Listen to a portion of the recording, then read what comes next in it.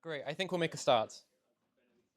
So, it is my pleasure to welcome Father Michael Jarmulowicz to the Newman Society tonight. Father Michael is a priest of the Archdiocese of Westminster. He was ordained to sacred priesthood in 2017, 8 years after being ordained to the permanent diaconate, and that's right, permanent diaconate, in 2009. For the majority of his life, he was a consultant pathologist, including being the master of the Guild of Catholic Doctors, now known as the Catholic Medical Association. His talk tonight is entitled Medicine or Miracle, Medicine and the Church Today. So please join me in welcoming Father Michael Jarmulowicz to the Newman Society.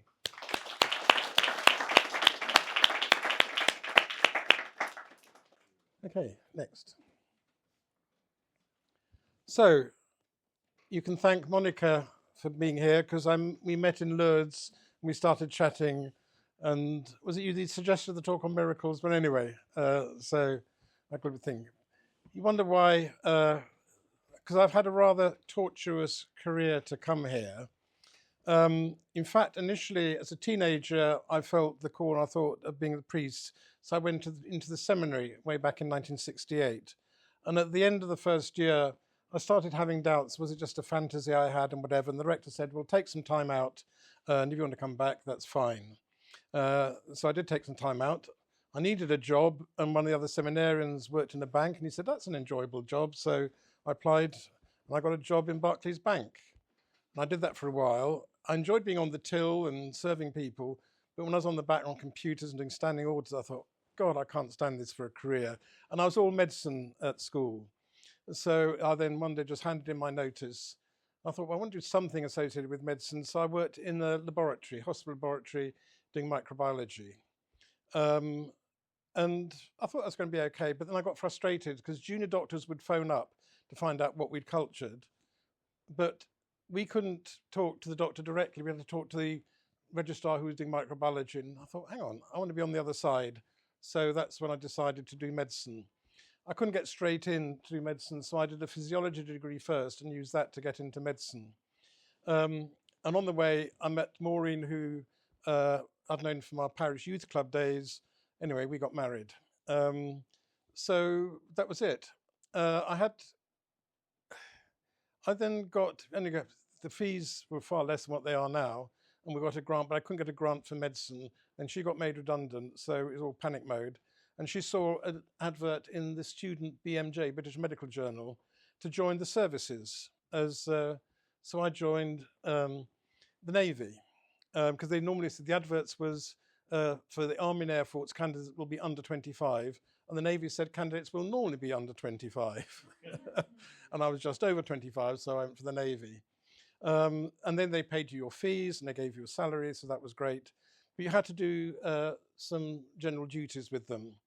And the option was the Royal Marines. Well, in those days, no way was I Royal Marine, or surface ships. And somebody said, well, you're married and you'll get posted to Portsmouth. The next minute the ship's running in and out of Plymouth, so you'll never see your wife or whatever. So the other option was submarines.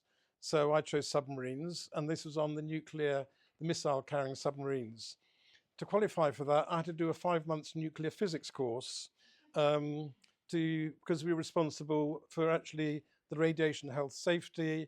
And in fact, it was interesting, the prototype reactor for the British nuclear submarines was actually in what was then the Royal Naval College in Greenwich. And they had the little prototype reactor. And part of our training, we had to calculate and take the reactor critical.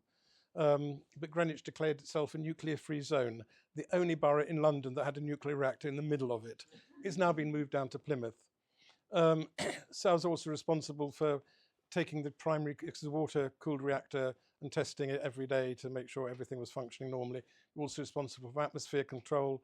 I was the wines and spirits catering officer, the entertainments officer, and the education officer for my sins. The only reason that there was a doctor on board was in case there was somebody who was seriously ill, because they didn't want to break the patrol, because we were obviously the secret deterrent.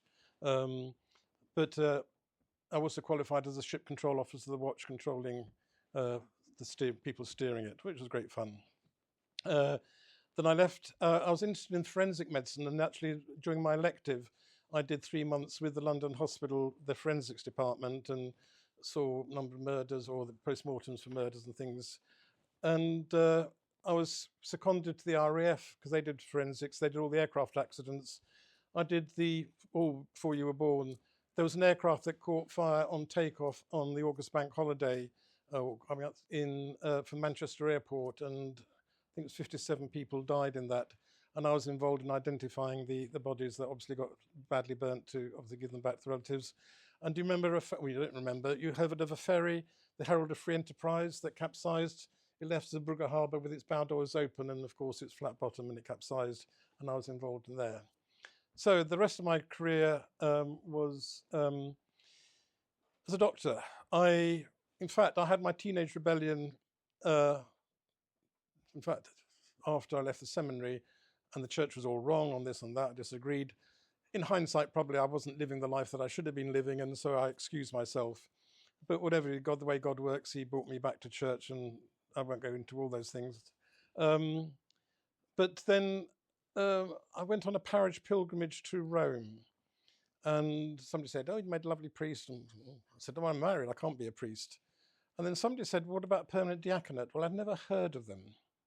But this woman's daughter was in the parish where they had a permanent deacon, and sort of dismissed it, didn't give another thought. And then later on, we had a new parish priest who was the chaplain to the Guild of Catholic Doctors, which I was secretary first and then president. And he then said to me, "Have you thought of the permanent diaconate?" And I thought, ding, ding, is that the way God talks to you, through other people? And so I became a permanent deacon, married, still working as a doctor.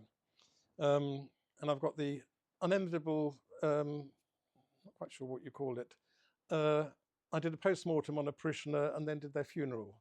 So I did both the physical and spiritual care at the end of life. Sadly, my wife died rather suddenly 3 weeks before our 40th wedding anniversary. And it was only after that, and again, God had to kick me quite hard, the call to the priesthood. So here is where I am. So let's go on to, that's my life's journey. So think, did miracles happen? Yes. End of talk? Yeah. I've witnessed 2 miracles, both as a deacon. And the first one was a 95, I used to take communion to the local, the housebound, and also we had a rehab centre for people discharged from hospital, but not ready to go home yet. And he was 95. Actually, his daughter was delighted. He only became a Catholic when he was 93. But this one day when I visited him, it was obvious that he looked as if he was dying. He got bronchopneumonia, and the nurses said, "Well, we think he's dying." So I thought, he needs to be anointed. So I called the parish priest in, he anointed him. The following week I went back, and the nurse grabbed me as I came in. "Oh, when you see Mr. So-and-so," I said, "Oh, is he still alive? I thought he died." He said, "No, he's still going all right. But can you see the man in the bed opposite? Because he's asked to see you, but he's Muslim. Is that all right?" I said, "Yeah, of course. If he's asked to see me, of course I will." So I saw my chap, and he was really, really good. Then after I'd done that, I went over to the Muslim chap. "I understand you want to see me." His first words, "Can I have what he had last week?" So he saw me going in there, then the parish priest anointing him, and he apparently did a dramatic recovery after we'd been. So he'd linked that together. Now, he had antibiotics possibly, and maybe that's what worked, but he noticed that time, whatever. Then there was a young woman standing outside after Mass, and she came up to me. She had 2 young children. She said, "Oh, can you give me a blessing?" I said, "Yeah, what do you want it for?" "I'm going into hospital tomorrow for my surgery." I said, "Oh, what are you having?" "My brain surgery."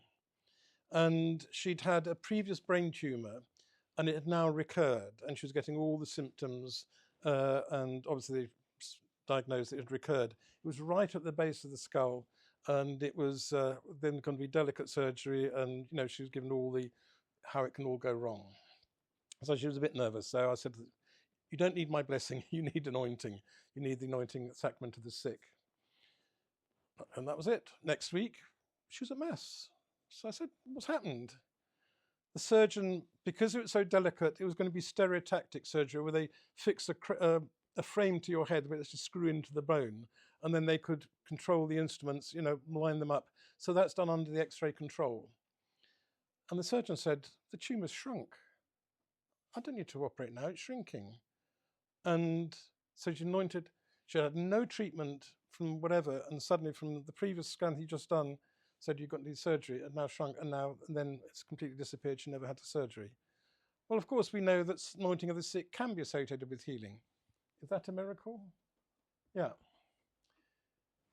It's interesting, I will give you some catechism quotes in a minute, but some people are skeptical.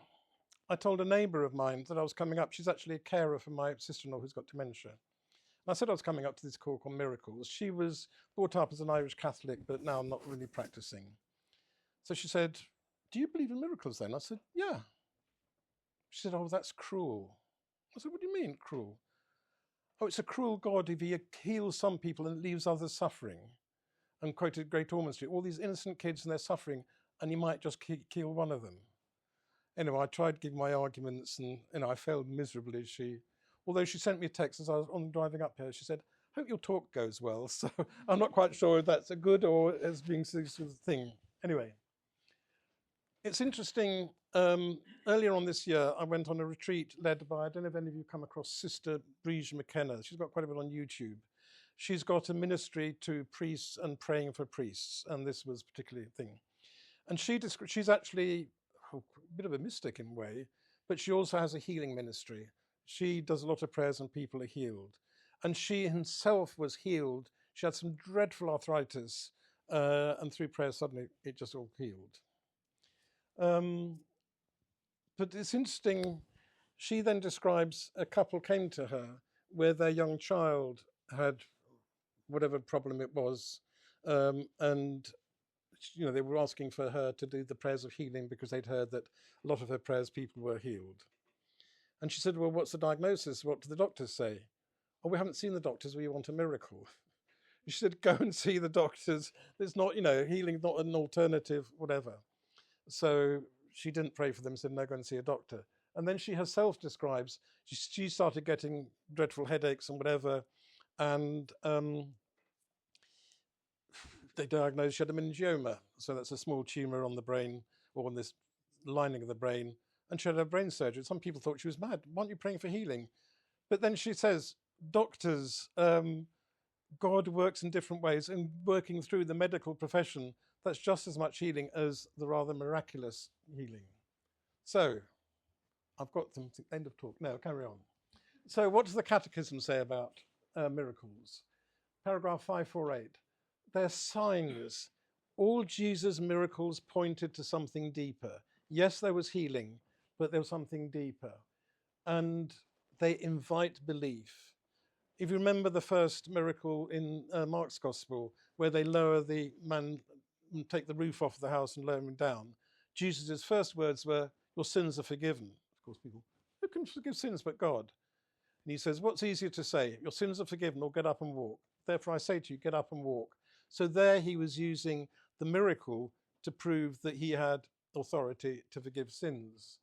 And so often it's to bring about faith, strengthen faith. Like the woman, the hemorrhage where she touched the thing. He said, your faith has made you well. So these miracles are to help people and faith. And I'll mention Carlo Acutis at the end, but I'm sure you're familiar with the Eucharistic miracles. They're all to help faith.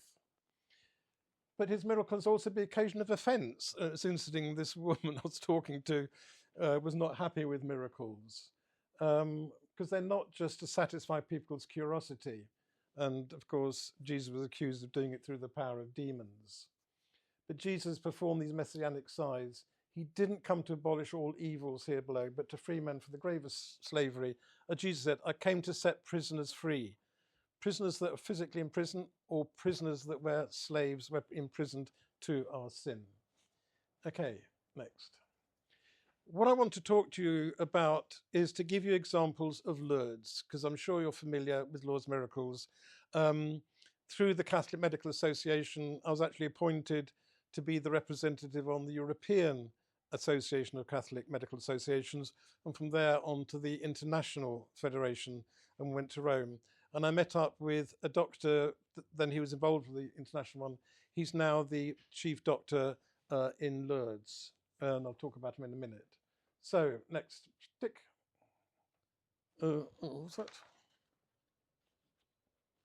Oh, yeah, the thing. Right.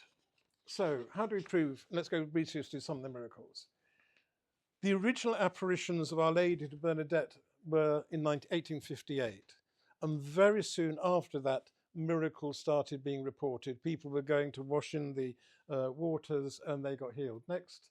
And so the local bishop set up an Episcopal Commission of clergy to investigate. Next. And it was just the clergy then, so they thought, no, we don't have a doctor to point it. So in 1859, so we're talking about a year later, doctor started looking at it, and he only considered that 8 of the cases were inexplicable, because some people were saying they were a miracle, but the doctors were a bit skeptical and said no. 7 were recognised by the church. Next. But then in 1883, they set up a natural bureau of, and that's the French Constatation Médicales, whatever. And the number of recognised cures dropped dramatically from 143 down to 83. The doctors are now being more sceptical and wanting to do it. And I'll go through the criteria in a minute. Next. In 1905, he ordered even closer scrutiny, and that set up the Medical Bureau.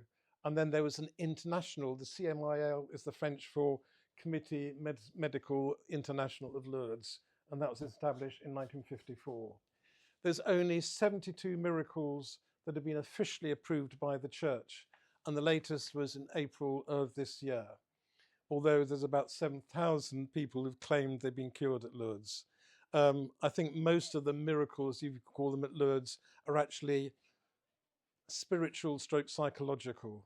There's one lady, I've been going to Lourdes every year over the last few years, and she's wheelchair bound and she can speak, but just about.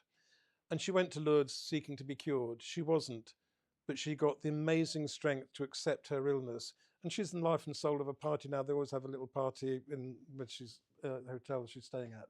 Next. So let's look at a couple of cases. This is Danila Castelli. Next. She was born in 1946 and lived a plumb normal life until the age of 34. Next. And then she started having these episodes of severe high blood pressure. It can issue there occasionally, but they're getting more and more frequent. For those who are slightly medical, the normal blood pressure, if that's the right word to use, is 120 over 70. Hers in these crises would go up to 250 over 150 or something. Potentially you could just rupture blood vessels and get strokes, etc. Now there's a condition, the adrenal glands produce adrenaline, and sometimes it becomes a tumour and starts producing adrenaline not in response to the stress, and we call that a pheochromocytoma.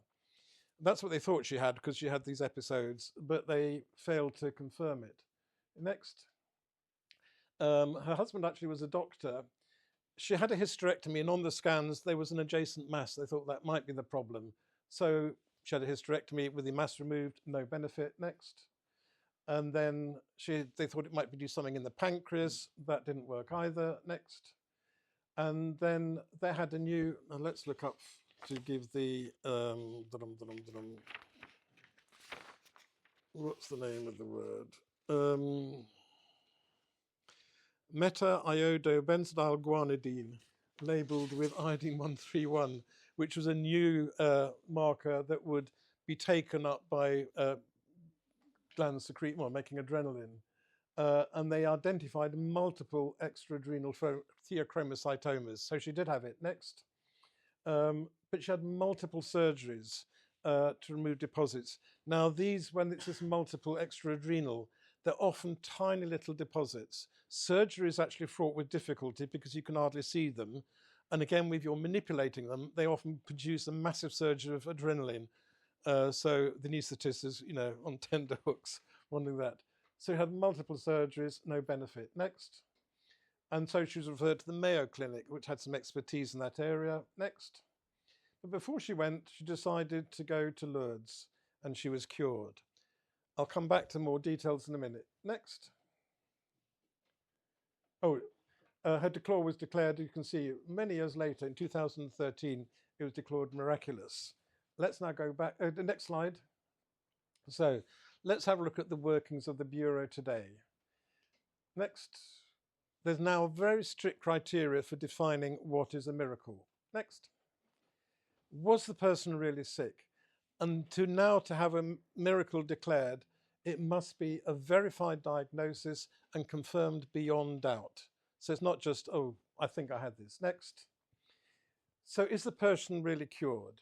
The cure must be unexpected, instantaneous, complete, and lasting. And that's why there's a delay from the person saying I've been cured to when they're actually accepted.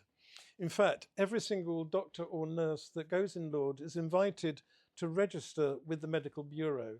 So if anybody feels they're cured, they can be examined straight away by a group of doctors. And often the sickest of the patients will be like the diocesan pilgrimage. We've got a medical team that comes out with the diocesan pilgrimage. And I think all the dioceses do that. Next. And the question they asked, could it have a possible natural explanation? Some of the early cures were from tuberculosis. Well, nowadays with antibiotics, you're not going to get a cure for TB. And now we know some tumours do spontaneously regress and whatever. So they're now very skeptical on doing that. Okay, next. So let's go back, carry on.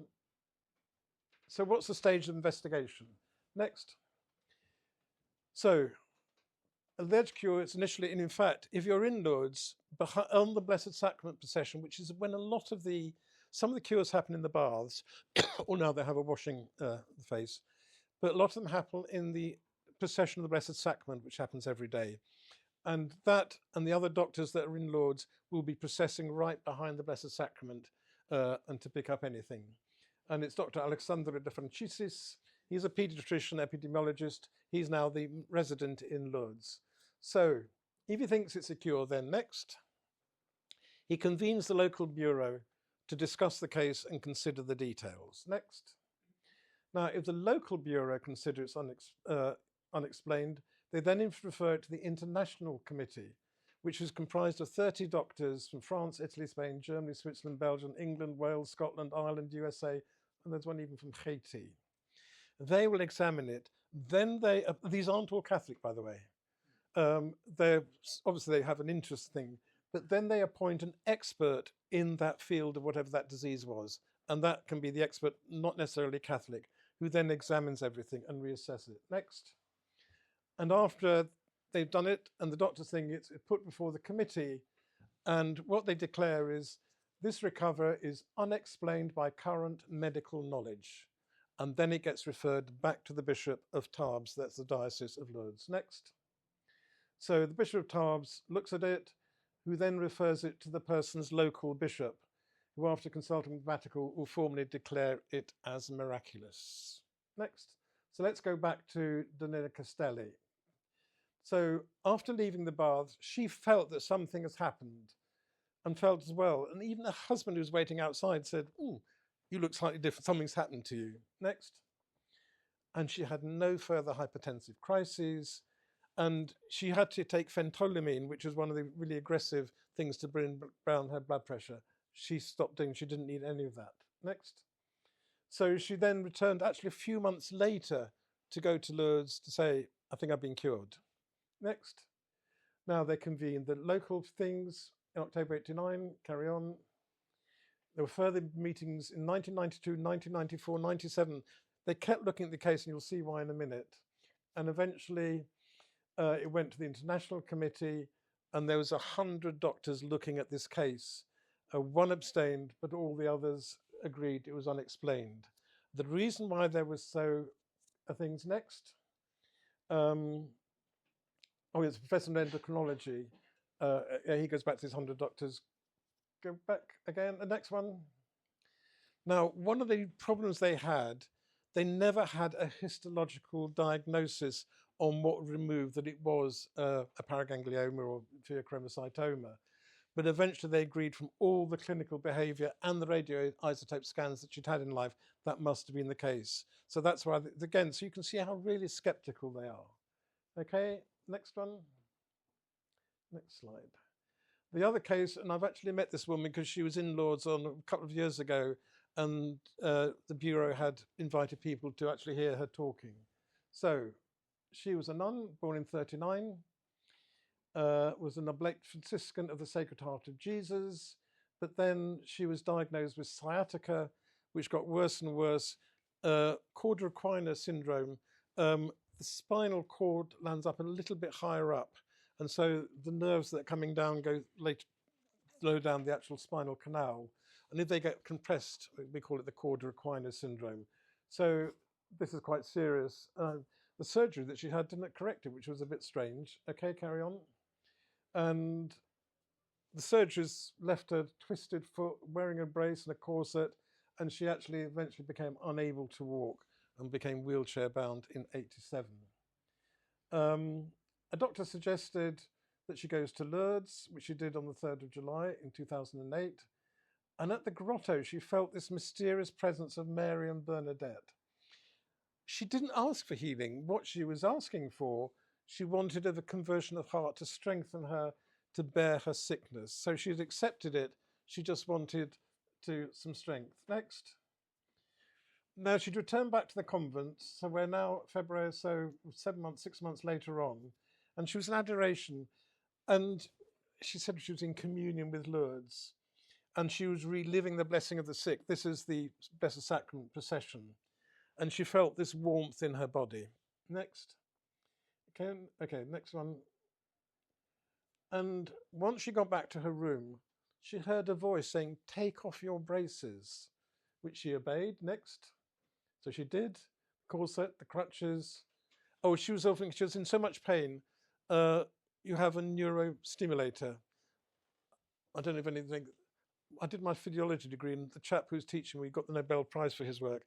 Have you heard the gate theory of pain? And every mother knows this. When a kiddie falls over and hurts its knee, what does the mother do? Rub the knee. Why does that stop the pain? Because you inundate the spinal cord with all the sensations of just physical sensations of the rubbing, that it actually blocks the pain going through. And that's why you get this miraculous healing. You know what I mean? Okay. She walked without any assistance, no pain, and called her sisters to witness this. Next. And the same process I've gone to describe, she went through, and in 2016 it was reported as unexplained recovery. Next. And then 2 years later it was formally declared as miraculous in 2018.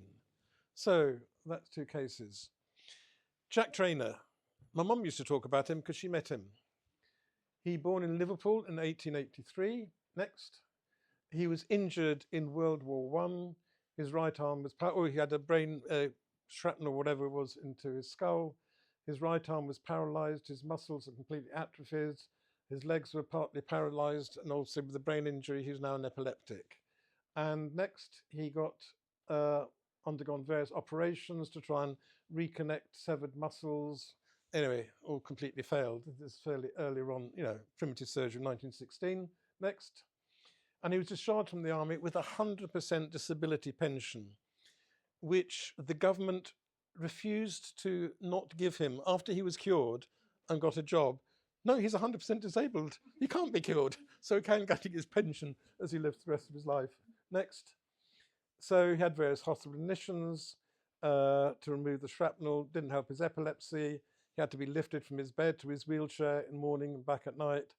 And he was going to be admitted to the Moseley Hospital for Incurables. They don't call it those days, but they had wonderful names for hospitals then.